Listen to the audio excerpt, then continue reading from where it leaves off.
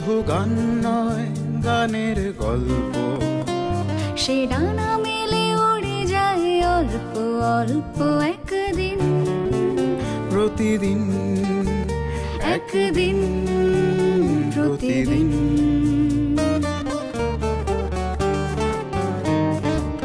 কেন সে গান গায় সে কথা অজানা, সে সর সন্ধির সন্ধিতে নিশানা। কেন সে গান গায় সে কথা অজানা, সে স্বর সন্ধির সন্ধিতে নিশানা। সে কাকে ডাকে কে মনে রাখে, আলো ছায়া মাখা হারানো দিন। সে শুধু গান নয়, প্রাণের স্পন্দন, যার কথা মালা হয়ে ওঠে চন্দন, সুবাসে প্রতিদিন, একদিন প্রতিদিন।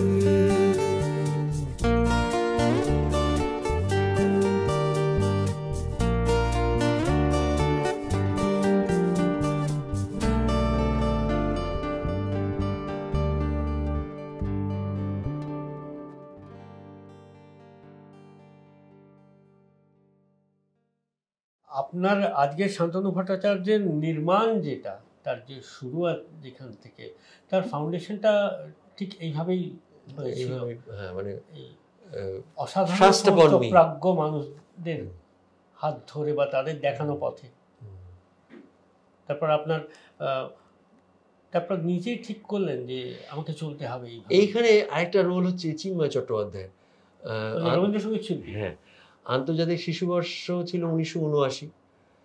তা মা নাম দিয়ে দিচ্ছে, মা আমাকে না বলে নাম দিত, কারণ দিলে আমি মার শাড়ি ধরে ছেড়ে দিতাম বা টানাটানি করতাম, মানে প্রোটেস্ট করতাম যে আমি একদম এগুলো পারবো না, হবে না আমার। আর মা বলতো যে না হোক না হোক, একটু প্র্যাকটিস তো হবে, গিয়ে 5 জনের সামনে গাইবে, তো কম্পিটিশনের একটা অভ্যেস, এইটা মার উদ্দেশ্য ছিল। ফার্স্ট হওয়াটা তা নয়। কেউ সেই মা আনলো। চেতলায় অহেন্দ্র মঞ্চ তখন সদ্য হয়েছে, ওইখানে রাগ প্রধান, আবার হিট ওখানে গিয়ে আবার রবীন্দ্র সদনের নজরুল গীতের হিট, ওই 2 বা 2B কোনো বাস ছিল, সেই করে ওখানে গিয়ে আবার সেখানে আবার ওখানে করে নিয়ে আবার এখানে রাগ প্রধানের ফাইনাল, এইসব। মুরারির স্মৃতি এখনো হয়, কিন্তু ওইটা হচ্ছে গভর্নমেন্ট থেকে, মানে অহেন্দ্র মঞ্চে গভর্নমেন্টের পক্ষ থেকে অহেন্দ্র মঞ্চ আর রবীন্দ্র সদনে এই কম্পিটিশন হচ্ছিল। তা আমি দুটোতে ফার্স্ট হলাম। হিটের পরে ফাইনাল, এবং সেই তারা সব জাজ তো, চিন্ময় চট্টোপাধ্যায় শুধুই নন, কল্যাণী কাজী, হ্যাঁ, পূরবী দত্ত, এরা সব বসে আছে। তো রাগ প্রধান এবং নজরুল গীতে ফার্স্ট হলাম। তখন আমার মনে হলো যে তাহলে হয়তো একটুখানি কিছুটা হয়তো হয়েছে কিছু একটা। হ্যাঁ, এখনও আমার যেটা খুব ভালো লাগে, এই রেডিওতে আমাদের দেবলদা আছেন, চোখে দেখতে পান না, তানপুরা বাজান। এখনো দেখে ওই দুর্বা মিত্রা ওরা যখন যায় আমার সঙ্গে রেকর্ডিং, যে জানিস 1979 সালে ও সে হাফ প্যান্ট পরা, ও পরদেশি মেঘ গেছিল, সেই মনোময় সেটা বলছিল যে এখনও কানে লেগে আছে, আমি 6th হয়েছিলাম, ও শান্তনু ফার্স্ট হয়েছিল, গানটা এখনও কানে লেগে আছে। তা আমি বলতে চাইছি এটাই, এগুলো যারা শিখিয়ে দিয়েছিলেন, রুবিদি বলে একজন চাকদা, উনি শিখিয়ে দিয়েছিলেন। হ্যাঁ, এরা কত মানে কত সরলভাবে কত হাই লেভেলের গান কি সুন্দরভাবে আমার মধ্যে ঢুকিয়ে দিয়েছেন। মানে এখন ভাবলে মনে হয় এই গানগুলো, হ্যাঁ, তখন 79 সালে আমার 10-11 বছর বয়স। কিন্তু যেটা হলো, চিন্ময় চট্টোপাধ্যায় এসে আর ওইরকম রাজপুরুষের মতো চেহারা, তো এসে দাঁড়িয়েছেন, সে মাকে বলছেন চেহারাটা এরকম কেন? তো মা বলছে বলুন বলুন, সেটা বলুন। কিচ্ছু খায় না, কিছু খেতে চায় না, আমার কোনো কথা শোনে না। তো বলছে যে তাহলে এই হলক তানগুলো বেরোবে কীভাবে যেগুলো করছিলে? ওই রাগ প্রধানে পরেরও রমণী আমি কি করি উপায়, তো সেখানে একটা টান দিতে হবে, পরেরও রমণী, সেখানে একটা টান দেবো, সেটা আমি সব দিয়েছি, যা যা দিতে হবে। হ্যাঁ, দিয়ে টিয়ে ফার্স্ট তো হয়েছি, কিন্তু উনি বলছেন এটা তো রোজ গাইতে হবে, এরকম বড় বড় খেয়াল গাইতে হবে, সে টানটা বেরোবে কীভাবে? না খেলে আমার বাড়িতে আসবে সামনের সপ্তাহে, এরকম বললেন। হ্যাঁ, তো মা আবার চাকদা থেকে আমাকে আনলেন। এবার উনি কিন্তু কখনো শেখাননি, কখনো বলেননি যে আমার কাছে শেখো, গানটা বাঁধো, কি শেখো, কোনো কিচ্ছু না। কিন্তু এক অদ্ভুত আমাদের এক জার্নি শুরু হলো। চিন্ময় চট্টোপাধ্যায় ওইরকম একটা মানে প্রাতিষ্ঠানিক একজন, হ্যাঁ, আর আমি একটা বাচ্চা, হ্যাঁ, অথচ বন্ধু, একদম বন্ধু। হ্যাঁ, আমাকে বলতেন তানপুরা নিয়ে বসবে, এখানে যখন আসবে সুরমণ্ডল নিয়ে আসবে বাড়ি থেকে। আর উনি না সেই পুরো বাচ্চাদের মানে বলতে কি ছাত্রের মতো রেয়াজ করছেন। আমার মনে আছে কমল পণ্ডিত এসরাজ বাজাতেন, গিটার বাজাতেন, কমলদা আমার সঙ্গে সবসময় বাজাতেন। কমলদা সেই ফোনটা, তখনকার দিন তো সেই তারের ফোন, এই কমলদা ছোটদা ফোন, না আমি রেয়াজ করছি, না হেলথ মিনিস্টার ফোন করেছেন, আমি রেয়াজ করছি বললাম না, ছোটদা প্রশান্ত সুর ফোন করেছেন, বলে দাও আমি রেয়াজ করছি। আমি একটা জিনিস শিখলাম যে মানে তাহলে রেয়াজ এমন কি সাংঘাতিক একটা নিবিষ্ট হওয়ার মতো জিনিস, যেখানে একটা হেলথ মিনিস্টার ফোন করছেন কি সে সব পরে হতে পারে, রেয়াজের সময় আর কিছু হবে না। এগুলো, এই ভ্যালুসগুলো কিন্তু আমি সত্যি শিখেছি। এই নিয়ে খুব বড় একটা প্রশ্ন আছে, রেওয়াজের প্রসঙ্গে আসবো, কিন্তু তার আগে যদি আমরা ওই ফার্স্ট হাওয়া গান একটু শুনবো। তো চিন্ময়বাবুর কাছে ক্রমশ বুঝলাম যে খুব তালিমের দরকার আছে এবং তালিমটাকে ভেতরে ধরে রাখার দরকার আছে। এইটা আমি সত্যি খুব বুঝেছিলাম। কারণ পরে জেনেছি উনি নিজের কিচ্ছু বলতেন না, পারফেক্ট কমিউনিস্ট যাকে বলে একদম সেরকম তো কিছু বলতেন না। পরে দেখেছি, বুঝেছি যে বিশ্বদেব চট্টোপাধ্যায়ের কাছে ওইভাবে উনি গান শিখেছেন, বিশ্ববাবুর কাছে, এবং উনি বিশ্বদেব চট্টোপাধ্যায় খুব মানে প্রিয় ছিলেন। এই যে আমাদের অনুষ্ঠানের নাম গানটি, এবং আমার একটু গর্বই হয় যে আমার কাকা শুনলাম নামটি চুজ করেছেন শঙ্করলাল কাকা, সেটা আমার খুব ভালো লেগেছে। তো এটা কিন্তু আমার চিন্ময়বাবুর কাছে শেখা। শেষের গানটি ছিল তোমারই লাগে, শুনিয়ে যাব সারা রাতে জাগি, শেষের গানটি ছিল তোমার লাগে, ইত্যাদি ইত্যাদি।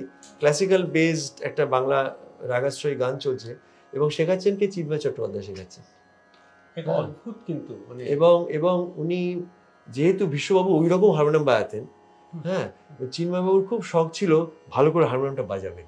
উনি যখন বাজাতেন বেশ একটা, হ্যাঁ, যে উদাসিনী বেশে বিদেশিনী কেশে নাইবা তাহারে জানি, লক্ষ্য করতাম উনি কিন্তু ঠিক ঠিক কর্ডে হাত চলে আসছে, হ্যাঁ, যে লক্ষ্য করতাম।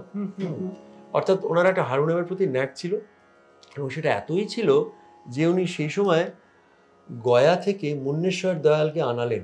আচ্ছা, মুন্নেশ্বর দয়াল এলেন। মুন্নেশ্বর দয়াল যারা হয়তো জানেন না তাই জন্য বলি যে মইজুদ্দিন খাঁ সাহেব যার কাছে শিখেছেন ভাইয়া সাহেব গণপতরাও, সেই গণপতরাও ভাইয়া সাহেব যিনি হারমোনিয়ামের জাদুকর ছিলেন একদম, সেই গণপতরাও ভাইয়া সাহেবের গুরু ভাই ছিলেন এবং হারমোনিয়ামে একেবারে মানে তুবড়ি ফুটতো একবারে ওনার, হ্যাঁ। আর যে রাগ বলা হচ্ছে কি চলছে হাত, উনি ঠিক করলেন ওনার কাছে উনি হারমোনিয়াম শিখবেন। তো সেই রসা রোডের বাড়িতে উনি এলেন, চিন্ময়বাবু গান্ডা বাঁধলেন ওনার কাছে হারমোনিয়াম শেখার জন্য, আর আমরা সব সেখানে বসে, আর তো উনি এটা দেখাচ্ছেন ওটা দেখাচ্ছেন। এবার যখন একটু শক্ত হয়ে যাচ্ছে চিন্ময়বাবু সেই ফ্রাস্ট্রেশনটা বুঝতে পারতাম, উনি অতটা ধরতে পারছেন, উনি আমাকে বসে আছো কেন, তুলে নাও, দেখে নাও এগুলো দেখে নাও, মানে কোনো কিছু মিস না হয়। তখন তো আর রেকর্ডিং হতো না, বলে ধরে নাও সব পাবে না, তাদের ধরে নাও। পরে আমি যখন গেছি ওইটা কি বাজাচ্ছিলেন উনি, ওটা বাজাও তো একটু, মানে সব সময় যে শেখার চিন্ময়বাবু আমাকে প্রচন্ড অদ্ভুত ডেডিকেশন না।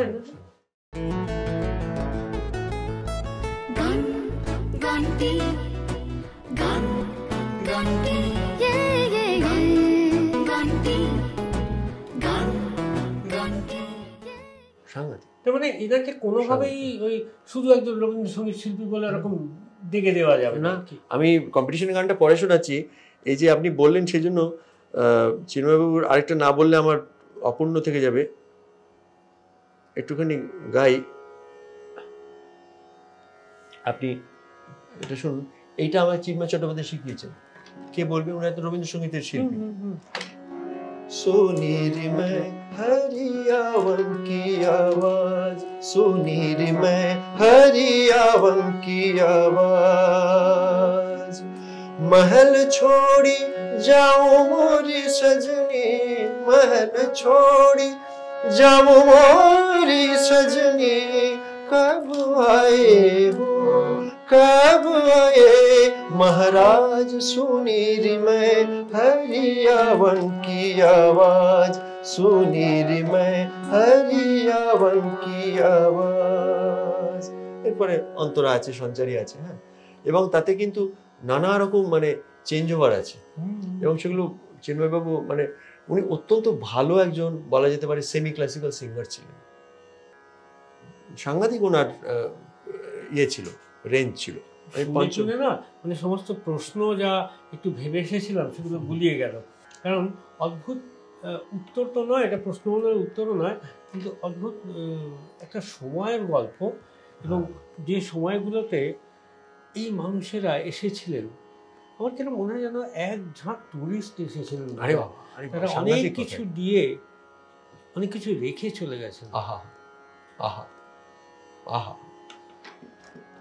সে কথা কবু আর পারে না ঘুচিতে, আছে সে নিখিলের মাধুরী রুচিতে, সে কথা শেখানো যে আমার বিনারে গানিতে চিনালে, সে চির চিনারে দেখেছি পথে যেতে, তুলনাহীন রে তুলনাহীন রে, শুনিল সাগরে শ্যামল কিনারে, দেখেছি পথে যেতে। যে ওনার যে, তাই না, যে আবার কোমল গান্ধাটা, সে কথা শুনে শুনে ছড়াবো চলে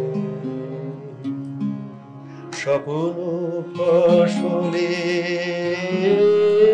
বিছনে বিছনে, আসছেন যে রাস্তাগুলো কি সাবলীল চলন, যেভাবে আসছেন, যে দারুণ দহন বেলা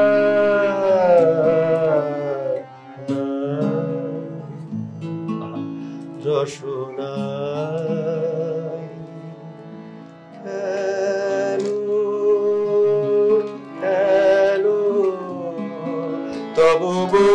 তব নীরব ভৈরব খেলা,